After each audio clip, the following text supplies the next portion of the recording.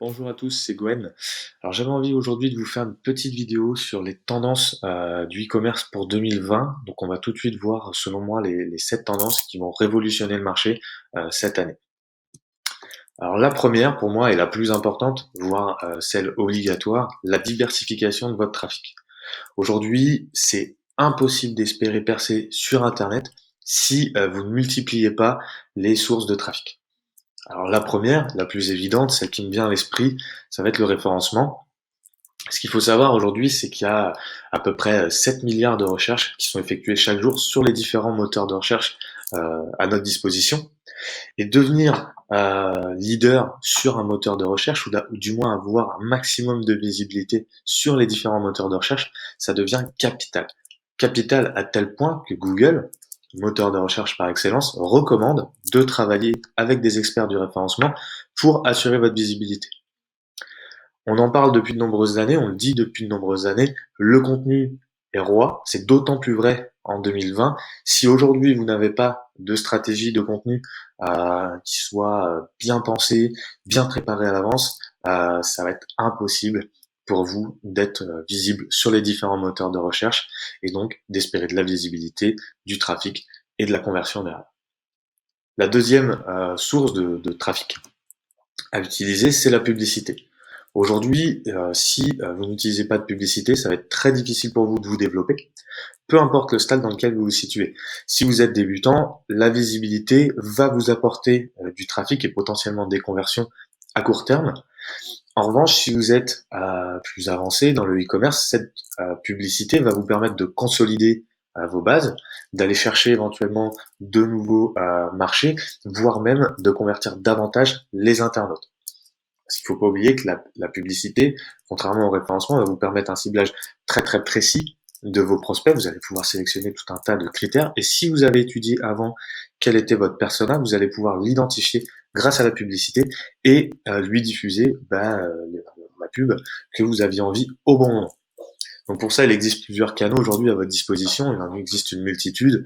Facebook, Instagram. Vous pouvez même utiliser depuis peu TikTok. Donc là, plutôt si vous avez une cible assez jeune. Niveau B2B, vous avez à votre disposition LinkedIn. Et je vous conseille aussi d'utiliser YouTube pour développer votre visibilité, notamment sur la vidéo. Et j'y viens. La vidéo aujourd'hui est en plein boom. Vous devez en 2020 vous forcer à prendre le wagon de la vidéo, auquel cas vous aurez manqué le train et il sera trop tard. Il se peut que sur certains marchés, c'est même sûr, la vidéo est déjà un secteur assez concurrentiel. Vous pouvez toujours vous en sortir et je vous conseille de le faire, mais d'essayer d'apporter une stratégie qui va être, ou du moins une stratégie de contenu qui va être innovante et qui va vous différencier de vos concurrents. La vidéo est tellement importante en 2020 qu'aujourd'hui YouTube est devenu le deuxième moteur de recherche derrière Google. Donc c'est-à-dire que YouTube présente plus de recherches que Yahoo et que Bing. Donc c'est très important. Ce qu'il faut savoir aujourd'hui, c'est qu'un internaute consulte en moyenne 96 vidéos par mois. C'est énorme. Donc c'est-à-dire qu'aujourd'hui, un internaute cherche des réponses à ses questions via la vidéo. Et pour ça, vous devez créer une stratégie de contenu vidéo qui soit efficace et qui réponde à ses attentes.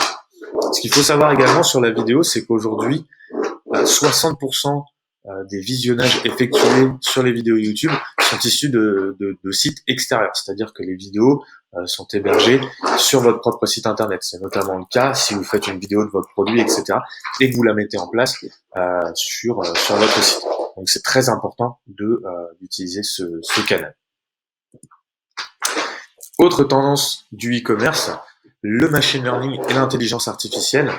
Donc cette fois-ci, au service de l'apprentissage des habitudes et du comportement d'achat de vos consommateurs au service de l'expérience utilisateur.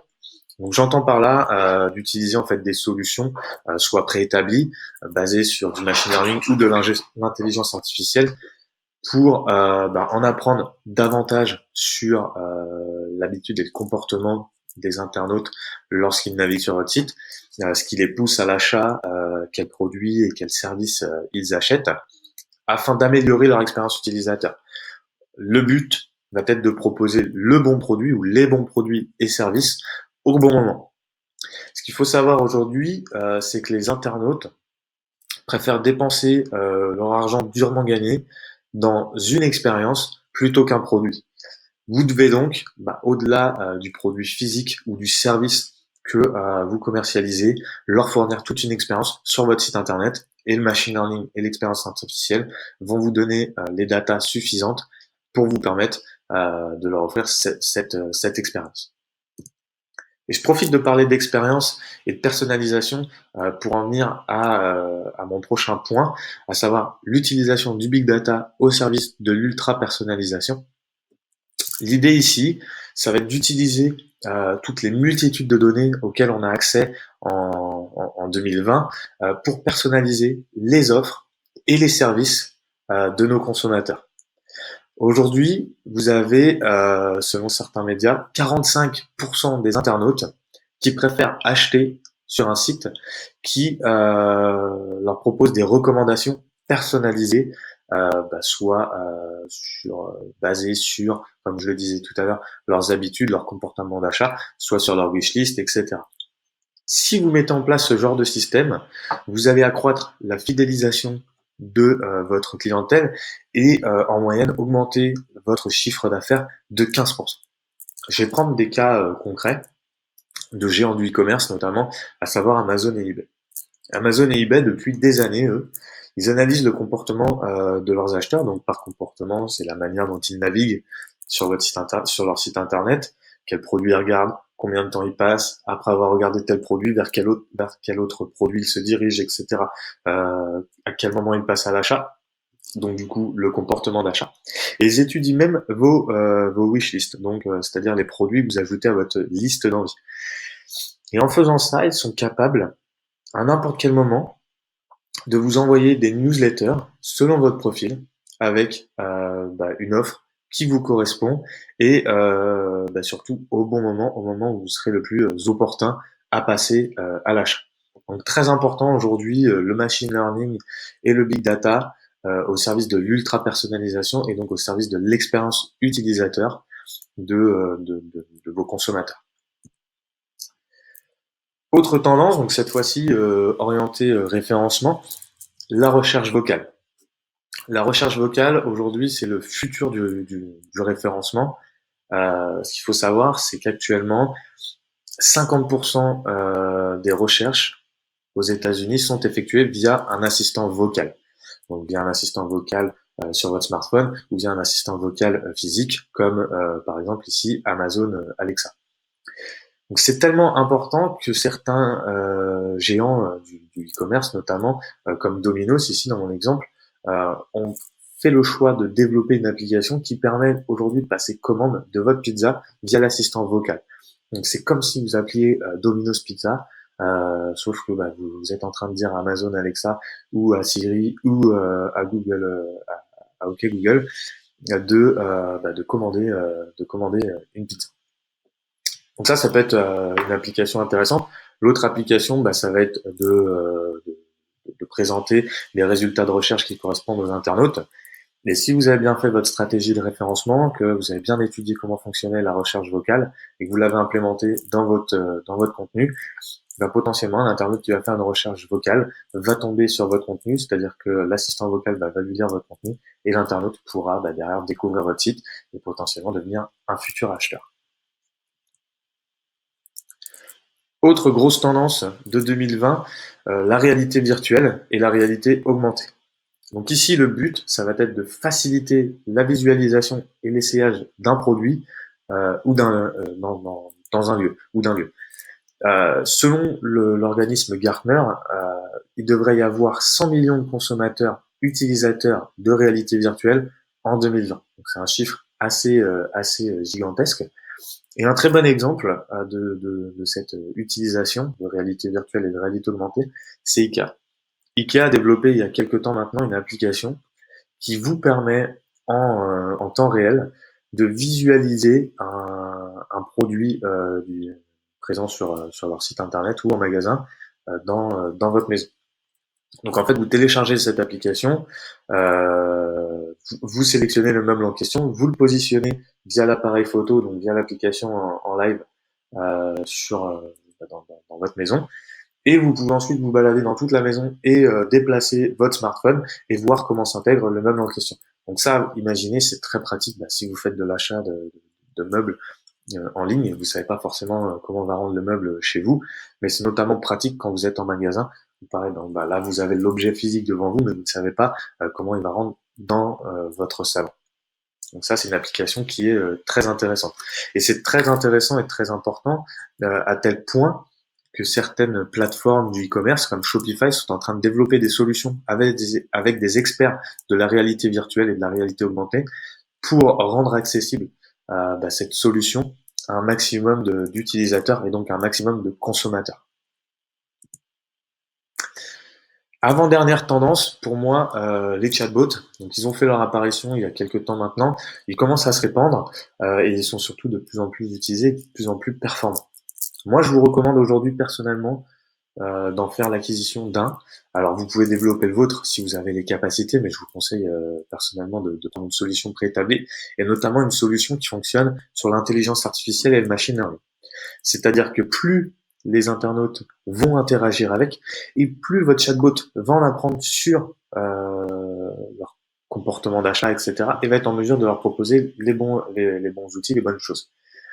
Donc l'idée de cette chatbot, vous l'aurez compris, c'est de comprendre l'intention d'achat de l'utilisateur, donc en lui posant tout un tas de questions, via un process que vous aurez imaginé, et de lui proposer au final le bon produit.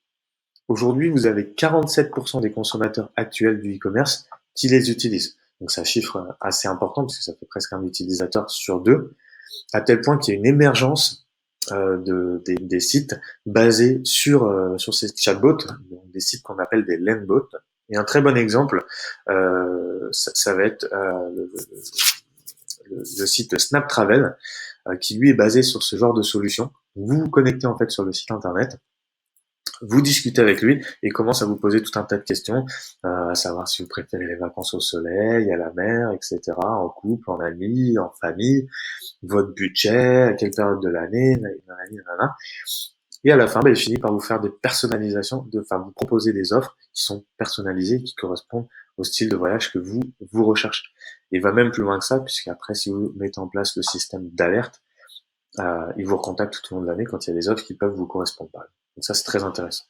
Autre bon exemple, en France, vous avez Sephora qui utilise un chatbot qui est assez performant. Et en discutant avec lui, vous avez la même sensation que de discuter avec la conseillère en magasin qui vous recommande le bon produit, le produit qui est fait pour vous, pour votre teint de peau, etc. Donc ça, c'est très très intéressant en 2020 d'en mettre en place. Et dernière tendance, selon moi, l'émergence des crypto-monnaies et de la blockchain. Alors, par définition, la blockchain, en fait, c'est une technologie de stockage et de transmission des informations qui permet d'apporter plus de transparence et de sécurité. Donc, pour faire simple, je ne vais pas m'aventurer là-dedans parce que je suis pas un expert des crypto-monnaies ou de cette technologie de blockchain, mais il faut imaginer ça comme une très grosse base de données qui va contenir tout l'historique de tous les échanges financiers entre acteurs. Du coup, quelle utilisation on peut en faire? On peut en faire deux utilisations, à savoir un nouveau système de paiement, ça c'est très intéressant, puisque notamment il y aura peu de frais, puisque vous acceptez des crypto-monnaies et non pas une CB, donc vous évitez ces frais-là. Puisque vous n'utilisez pas de CB, vous limitez aussi les désagréments qui sont liés au CB, à savoir un code qui aurait été oublié, une CB non disponible chez l'internaute, etc. Vous avez une solution qui fonctionne en fait comme PayPal par exemple. Et vous contrez surtout la fraude. L'avantage avec la crypto-monnaie, et notamment la blockchain, c'est que toute transaction est authentifiée et il n'y a donc pas de fraude possible. C'est impossible. Donc ça, c'est très avantageux. Et c'est tellement avantageux qu'aujourd'hui, certains experts disent qu'en d'ici 2021, les crypto-monnaies et la blockchain vont devenir le deuxième moyen de paiement en ligne. Autre utilisation que vous pouvez faire de cette technologie, ça va être de permettre d'avoir une transparence quant à l'origine et à la fabrication de vos produits. C'est un choix qu'a fait notamment Carrefour il y a quelques années et qui a permis à leurs consommateurs de pouvoir accéder en temps réel à tous les échanges qui étaient faits entre Carrefour et leurs tiers et ainsi vérifier l'origine euh, des produits issus de leur process de fabrication. Et donc, ce qu'il faut comprendre, c'est que ces crypto-monnaies et cette blockchain présentent tellement d'avantages aujourd'hui et représentent tellement de tendance qu'en 2019, Facebook a même annoncé commencer à travailler sur sa propre crypto-monnaie afin de permettre aux internautes de payer directement sur sa plateforme euh, sans sortir leur carte bleue, etc. Notamment après avoir vu une publicité ou quelque chose comme ça. Voilà, j'ai terminé aujourd'hui avec ces 7 tendances. Ce que je vous propose, c'est que si vous avez aimé cette vidéo, c'est de la liker et de la partager auprès de votre entourage. Et si vous êtes un e-commerçant et vous regardez cette vidéo et vous ne savez pas comment vous pourriez adapter l'une de ces tendances à votre e-commerce et ainsi continuer de prospérer en 2020, ou si vous voulez tout simplement avoir un petit check-up, un petit audit de votre site, et je me rends disponible pour vous. Vous réservez un petit créneau horaire avec moi dans le lien de la description et je serai ravi d'échanger avec vous sur vos projets pendant 45-60 minutes. Voilà. Je vous souhaite à tous une très bonne journée. Je vous dis à bientôt. Au revoir.